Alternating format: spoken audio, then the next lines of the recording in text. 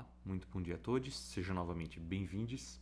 Hoje vamos falar então sobre a Câmara Baixa. Vamos falar sobre as eleições na Câmara dos Deputados, a House of Representatives, que é composta por 435 membros e cuja alocação é proporcional à população dos estados, muito similar aos nossos 513 deputados aqui no Brasil. Contudo, existe uma pequena, grande diferença. Nos Estados Unidos, os deputados representam efetivamente seus distritos mais do que seus próprios estados, o que tem implicações bastante significativas, como veremos. Em 2022, como já mencionei nos primeiros vídeos, houve uma subversão completa de expectativas. O GOP, que previa uma maioria de até 60 assentos, considerando a alta de inflação, a impopularidade de Biden, as incertezas com a Covid, sua familiar, isso tudo, ficou à frente dos democratas por 9 assentos, 222 a 213, sendo necessários 218 para uma maioria. Este mapa aqui ilustrado é ótimo para representar a característica geográfica do país, mas ruim para a característica populacional. Portanto, é melhor olhar um cartograma que tenta replicar as formas gerais do país, mas proporcionalmente à população. O que se percebe nesta perspectiva é que o GOP obteve várias vitórias esmagadoras, mas fora destas, os democratas ganharam quase a mesma quantidade de assentos, com margens menores. O evento ficou conhecido como a Miragem Vermelha e foi alimentado em parte por uma avalanche de pesquisas de péssima qualidade que inundaram os agregadores que não fizeram filtro, como o Real Clear Politics. Estas pesquisas haviam construído alguma reputação ao não descartar a força de Trump em 2016 e 2020, enquanto as pesquisas tradicionais, com metodologias atualizadas, estavam priorizando a qualidade de suas pesquisas ao invés da quantidade. Então houve uma inundação de pesquisas de metodologia muito questionável. Efetivamente, eleitores independentes que pendem aos democratas compareceram massivamente depois que a Suprema Corte americana reverteu o precedente de 50 anos que protegia o direito ao aborto. Sabemos que este eleitorado fez a diferença, pois na verdade o comparecimento de republicanos superou o de democratas. E como um todo, foi um ano bom para o GOP, mas basicamente os lugares que já eram vermelhos se tornaram mais vermelhos. Inclusive, a diferença entre as cadeiras para ambos os partidos poderia ter sido até menor, chegando ao extremo dos democratas possivelmente terem mantido, sim, o controle da casa.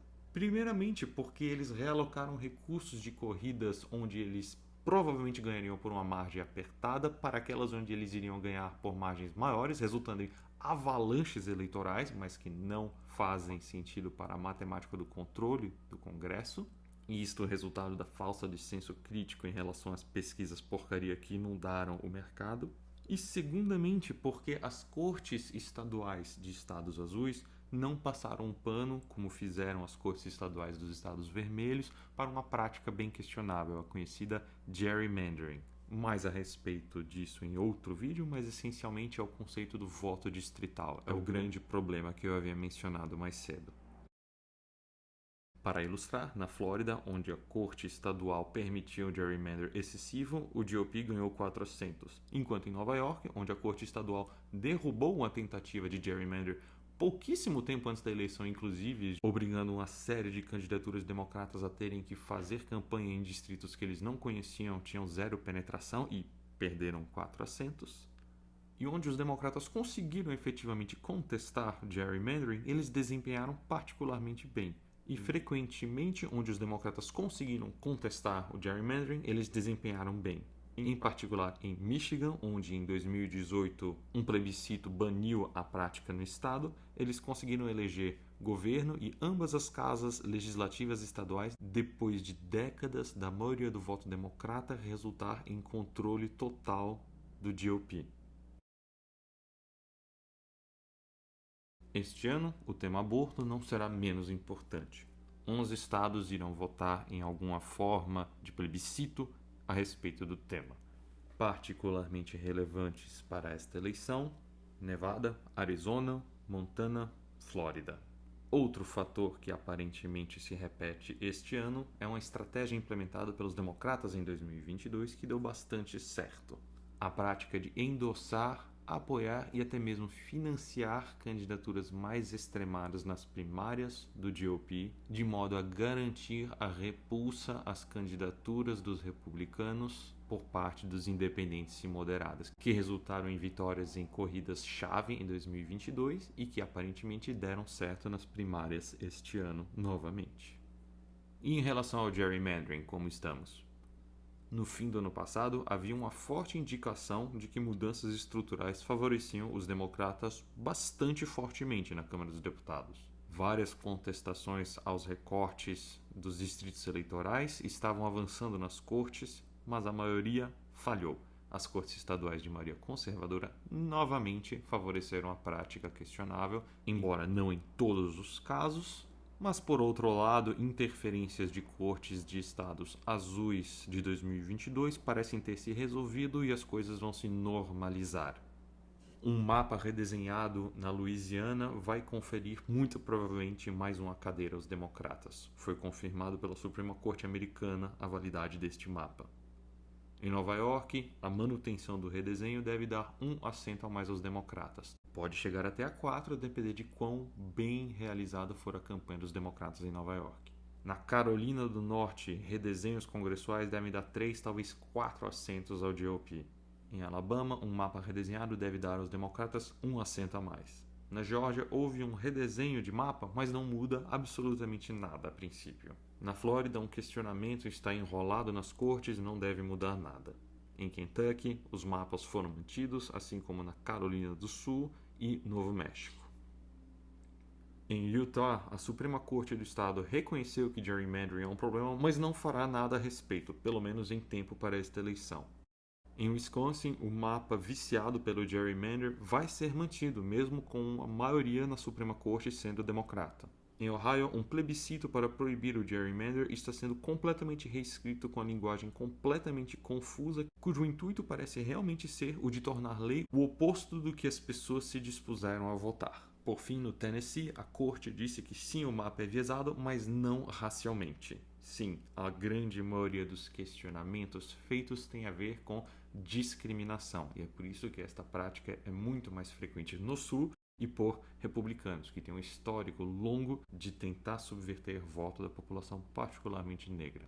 Como um todo, as cortes de maioria democrata pouquíssimo fazem para apenas o mínimo de manter imparcialidade, enquanto as cortes de maioria republicana tomam decisões bem político-partidárias para favorecer seu campo.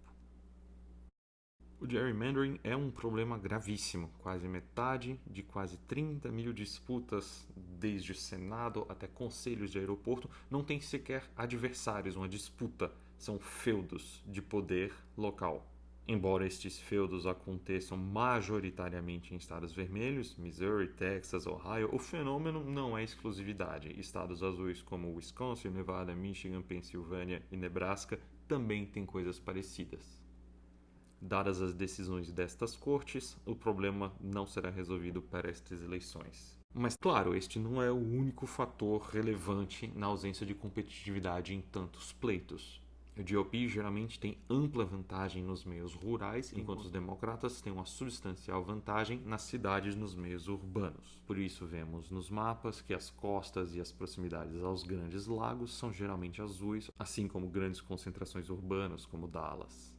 Então, efetivamente, boa parte das disputas mais competitivas se dão exatamente nas áreas dos subúrbios, que há 50 anos eram um grande bastião de força para os republicanos, mas têm passado cada vez mais ao campo democrata, a ponto de até os exúrbios se tornarem terreno fértil para os democratas nos últimos 10, 15 anos. Antes das eleições, dado os resultados de 2022, então, o cenário é que o GOP tem 222 votos, 5 a mais do que a metade, perante os 213 dos democratas. Contudo, ano passado, esses números caíram para 221 a 214, uma vantagem de 4 cadeiras para o GOP, dada aquela palhaçada toda com o brasileiro George Santos. Caiu depois para 220 a 215, a vantagem de apenas 3 cadeiras, depois de outra nova eleição em Nova York, e temporariamente ficou entre 1 e 2 votos de vantagem depois da saída de 3 outros membros da Califórnia, de Ohio e do Colorado em momentos diferentes, o que perigou entregar aos democratas a maioria, o que seria uma histórica incompetência. Mas o GOP conseguiu se recuperar antes de perder ainda mais um membro de Wisconsin, dado o falecimento de 3 membros democratas, 2 de Nova Jersey e 1 do Texas. A maioria do GOP, então, percebe-se, é frágil, é fina, o que nos indica onde se darão boa parte das disputas-chave desta eleição. Primeiramente, 12 vitórias do GOP e 10 dos democratas ocorreram com margens inferiores a 3 pontos percentuais de diferença entre o candidato de ambos os partidos. Por exemplo, na região de Nova York e Pensilvânia, mas também por Washington e Oregon. E muitas destas corridas coincidem com distritos onde houve inversão do voto entre a eleição legislativa e a presidencial, ou seja, onde um republicano foi eleito ao legislativo, Biden ganhou ou vice-versa. Novamente, a região de Nova York e Pensilvânia, a região de Oregon, Washington, mas também na Califórnia, em Arizona, no 2º distrito de Nebraska. As disputas aqui serão certamente acirradíssimas. Estas disputas mais acirradas parecem favorecer os democratas. Por exemplo, na corrida pelo 3º distrito de Washington, o candidato do GOP, Joe Kent, que tem conexões com supremacistas brancos e uma plataforma bem extremada, está endossando a ideia de uma conspiração do serviço secreto para matar Trump. Enquanto, do outro lado, o candidato democrata ao 17º distrito agora se manifesta publicamente contra eles depois de ter perdido em 2022 com sua bandeira.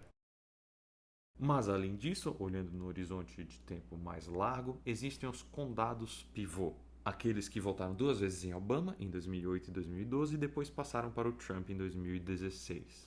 Dentre esses 206 condados, com a eleição de Biden em 2020, 25 se tornaram condados pivô bumerangue, enquanto 181 se mantiveram no campo republicano, votando em Trump uma segunda vez, os chamados condados pivô retidos. Existem também os condados pivô reversos, que votaram no McCain em 2008 e 2012 no Romney e depois passaram para Clinton em 2016, mas estes não nos interessam aqui muito na eleição. O que nos interessa aqui são os 25 condados pivô bumerangue. Seguramente as disputas mais acirradas se darão tanto no meio oeste, em Indiana, Minnesota, Wisconsin e Iowa, quanto mais no nordeste, em Nova York, Pensilvânia e Maine. As projeções indicam que a probabilidade de vitória democrata é de 2/3 e está crescendo. Mas as projeções também apontam que a vantagem numérica será muito similar à atual, em torno de 220 assentos, novamente uma margem finíssima. Por que, então, tão apertado assim? Bem, como vimos, o efeito do gerrymandering faz com que muitas disputas não tenham nem competição, e quando há competição, são competições completamente insignificantes que só jogam dinheiro fora, resultando em algumas poucas disputas extremamente apertadas e algumas poucas disputas que têm passado de um campo para o outro no horizonte de tempo mais recente. E o próprio Race to the White House nos indica que há 10 disputas verdadeiramente competitivas, dentre as 435, o que representa míseros 2%. Um dos arquitetos do gerrymandering lá nos anos 60, 70, quando propôs a ideia, ilustrou muito bem a lógica por trás da prática. Ao invés dos eleitores escolherem os políticos escolhem seus eleitores. Em termos de recursos, há sinais de que o GOP está ficando preocupado. Há umas 2 semanas, mais ou menos, os Dems tinham uma vantagem de mais de 50 milhões na Câmara diretamente, mas pareciam estar ligeiramente atrás em fundos indiretos. E qual o sentimento para com o Congresso? Como um todo, não é bom. E tanto republicanos quanto democratas têm uma péssima imagem do Congresso, independentemente de seu partido. Contudo, estando hoje à frente do Congresso, é o GOP que tem a responsabilidade pela imagem da instituição. E este Congresso, em particular, tem patrocinado baboseiras homéricas. 15 rodadas de votação para eleger um presidente da Câmara, durante o qual nada andou, o Congresso ficou paralisado, para que ele depois viesse a ser derrubado 6 meses depois, resultando em mais 3 semanas de inação até surgir um substituto. uma série de CPIs fajutas, uma das quais procurava encontrar sujeira no filho do presidente, que não deu em nada. Em relação ao manejo da pandemia do Anthony Fauci, não deu em nada. Uma investigação rocambolesca para tentar encontrar sujeira no Biden, que se baseava em informações de um informante russo e de um agente chinês que vendia óleo iraniano. Além de acusações de que o exército é woke, as tentativas de remoção novamente de um presidente da Câmara, claro, o grande Jorge Santos, acusações verdadeiramente pavorosas, polêmicas quanto à Ucrânia, sem falar da bizarra rejeição do plano do próprio Partido Republicano para reformar a fronteira e a imigração, depois de meses condicionando qualquer apoio à Ucrânia ou qualquer outro projeto do governo a exatamente esta função de reforma da imigração e da fronteira.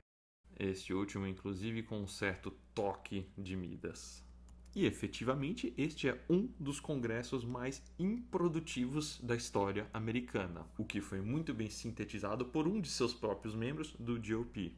E, ao que tudo indica, estamos a um passo de mais uma rodada desta incompetência. Para ganhar pontinhos eleitorais e a favorabilidade do Trump, o GOP da Câmara está insistindo, antes de dar andamento a qualquer outra coisa, em um monte de regras que proíbem o voto de não cidadãos. Até onde se sabe, já é assim. O resultado é que a falta de andamento em relação ao orçamento do governo, pela terceira vez em 2 anos, periga paralisar o governo. Falo com muita segurança que até a tenham, pois mesmo que essas regras sejam implementadas, elas serão disputadas nas cortes. E como as entidades que realmente organizam as eleições nos Estados Unidos são os estados, não o governo federal, isso ainda teria que ser passado estado a estado e haveriam disputas legais nos estados também. Isso vai levar anos a ser levado adiante. Não adianta de nada passar isto agora. Então o GOP está ameaçando enfiar o país numa recessão em alguma medida com a paralisação, já que funcionários, professores, médicos, ninguém recebe salário neste período, que tem zero interesse em cumprir seu trabalho de legislar ou de resolver problemas sérios, mas está 100% voltado a seus próprios interesses privados de se eleger para o cargo ao engajar sua base com conteúdo raivoso nas redes sociais. Particularmente, pois estes representantes se encontram em sua maioria em distritos que são fortemente vermelhos e lhes dão garantia de uma eleição. Ah, e claro, mais um toque de Midas genial aqui, né? Contudo, aparentemente membros sérios do GOP, geralmente em distritos mais vulneráveis, estão muito receosos dos desdobramentos e publicamente 6 deles manifestaram contrariedade ao projeto, o que enterra o projeto sem cerimônias, já que Johnson não tem 4 votos de maioria hoje. Claro, é possível que o Johnson consiga fazer um truque majestoso, como já aconteceu na história da política, para trazer todo mundo ao redor de um único projeto, mas há poucos indícios que ele tenha esta habilidade política. O que realmente tem passado é que tensões estão escalando e uma primeira tentativa fracassou miseravelmente. Enquanto eu estava gravando este vídeo, uma nova tentativa rolou e agora 14 membros do GOP se opuseram. Nas palavras da figura mais profissional do GOP, uma paralisação logo antes de uma eleição é uma ideia que politicamente vai além do idiota. Enfim, é difícil achar que isso pega bem com o eleitorado independente e moderado, que vai escolher entre representantes democratas e republicanos em novembro. E é muito provavelmente por esta razão que finalmente os democratas se abertam a margem de vantagem na disputa ao Congresso. Mesmo que por uma margem fina, os democratas devem controlar a Câmara entre 2025 e 2026. Por hoje é só, obrigado pela atenção, até o próximo vídeo.